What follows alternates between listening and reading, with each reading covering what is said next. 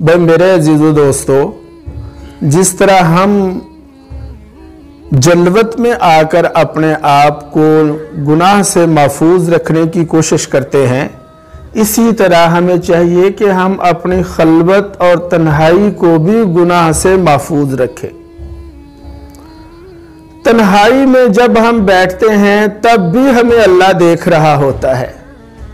اور تنہائی کے اوقات میں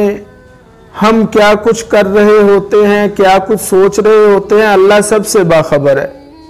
حضرت ثوبان رضی اللہ تعالیٰ عنہ راوی ہیں، فرماتے ہیں کہ سرکار دو عالم صلی اللہ علیہ وسلم نے ارشاد فرمایا،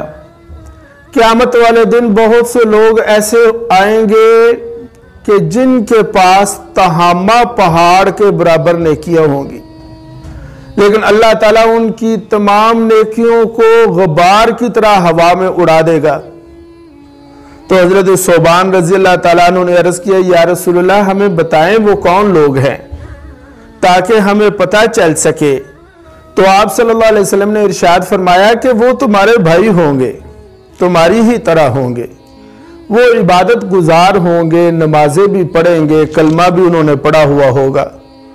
لیکن ان کے اندر ایک خامی یہ ہوگی کہ وہ اللہ کی حرام کی ہوئی چیزوں کو تنہائی میں استعمال کریں گے۔ میرے عزیزو دوستو،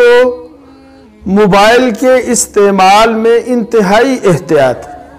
تنہائی میں موبائل کو استعمال کرتے وقت ہم یہ ضرور سوچیں کہ یہ تنہائی کے اوقات بھی اللہ کی نگاہ میں ہے۔